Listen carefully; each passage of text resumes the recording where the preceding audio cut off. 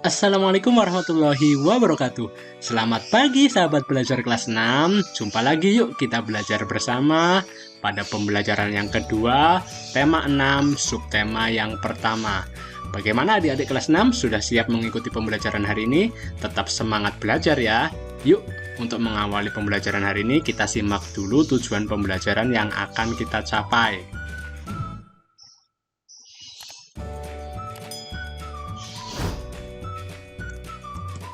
Oke adik-adik kelas 6, yuk kita bersama pahami bacaan Kampung Rawajati. Kalian bisa simak melalui buku siswa kalian juga di tema 6 ya.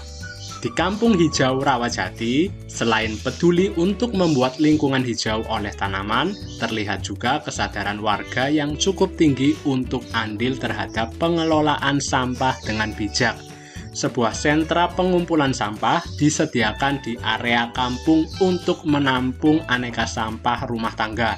Para ibu turut andil dengan memisahkan sampah dapur seperti kulit bawang, batang sayuran, kulit buah, dan kulit telur, kemudian dikumpulkan di sentra bersama dengan sampah kebun. Campuran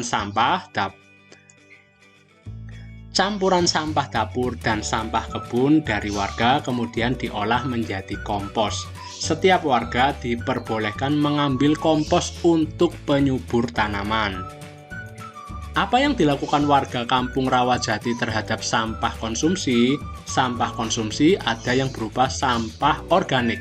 Sampah organik adalah sampah yang berasal dari sisa makhluk hidup yang terdapat di alam, seperti tumbuhan dan hewan, serta berbagai hasil olahannya sehingga dapat terurai secara alami. Sampah organik termasuk sampah yang ramah lingkungan. Di Kampung Rawajati tidak akan ditemukan gunungan sampah sisa makanan yang menimbulkan aroma tidak sedap.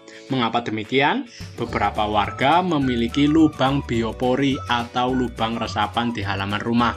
Sampah sisa makanan tiap hari dituang ke dalam lubang biopori dan dibiarkan membusuk di sana. Ketika kelak membusuk, sampah-sampah tersebut akan menjadi penyubur tanah di sekitarnya. Ada juga sampah konsumsi berupa sampah anorganik, yaitu sampah yang tidak akan dapat terurai oleh bakteri secara alami.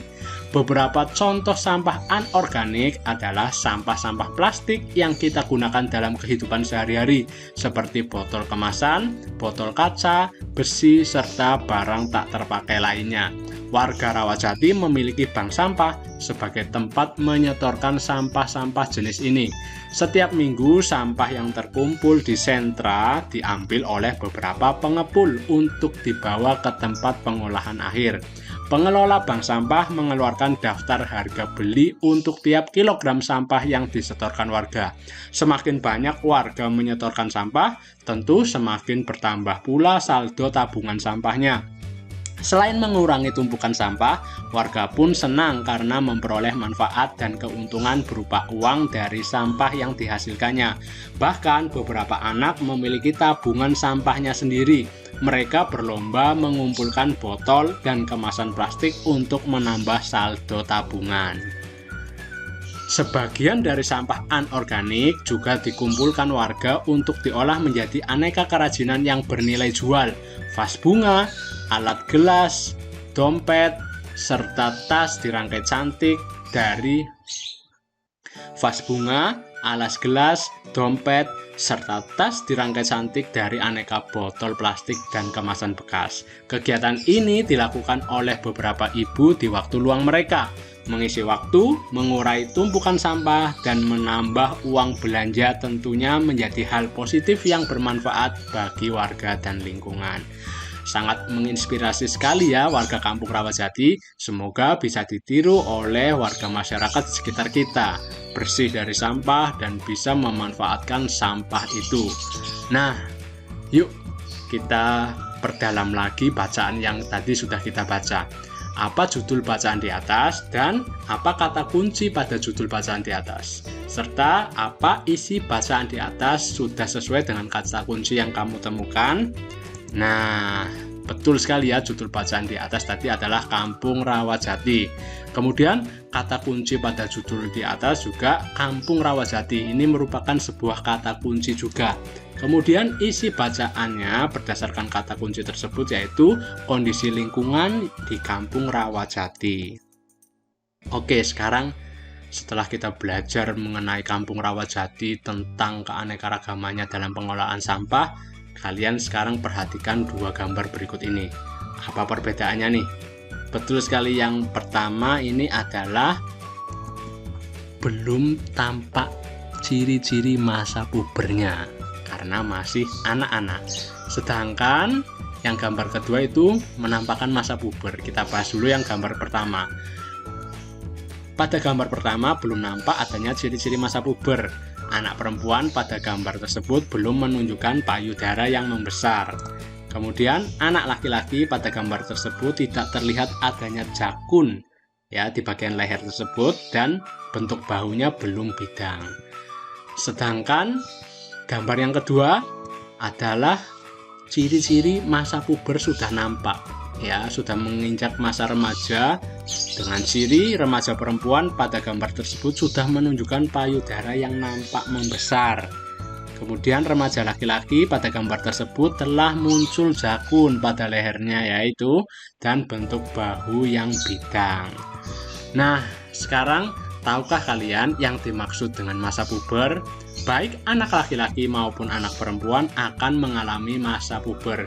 Yuk kita cari tahu bersama apa ciri-ciri anak laki-laki dan perempuan pada masa puber. Kita pahami dulu bahwa masa puber merupakan tahap perkembangan yang sedang memasuki fase perkembangan organ reproduksi. Anak laki-laki maupun anak perempuan akan mengalami masa puber. Ya, jadi kalian pasti akan mengalami fase ini. Nah, sekarang kita pelajari ciri-ciri anak perempuan pada masa puber. Ciri-cirinya yaitu yang pertama, tumbuhnya rambut halus pada ketiak dan alat kelamin. Kemudian suara menjadi melengking dan payudara membesar serta pinggul juga menjadi besar. Sedangkan ciri pada masa puber laki-laki yang pertama adalah tumbuhnya rambut halus pada ketiak dan alat kelamin. Kemudian suara menjadi besar, tumbuh jakun, serta tumbuh kumis, jambang, dan janggut. Ya, adik-adik sekalian yang nantinya akan mengalami masa ini menampakkan ciri-cirinya baik pada anak laki-laki atau perempuan. Jangan panik, jangan khawatir. Kalian bisa menanyakan lebih dalam lagi pada orang tua kalian masing-masing ya. Tetap semangat belajar. Hari ini kakak sampai di sini dulu menemani kalian belajarnya. Semoga bermanfaat dan dapat kalian pahami dengan baik materinya. Sampai jumpa ya pada pembelajaran-pembelajaran berikutnya. Terima kasih. Wassalamualaikum warahmatullahi wabarakatuh.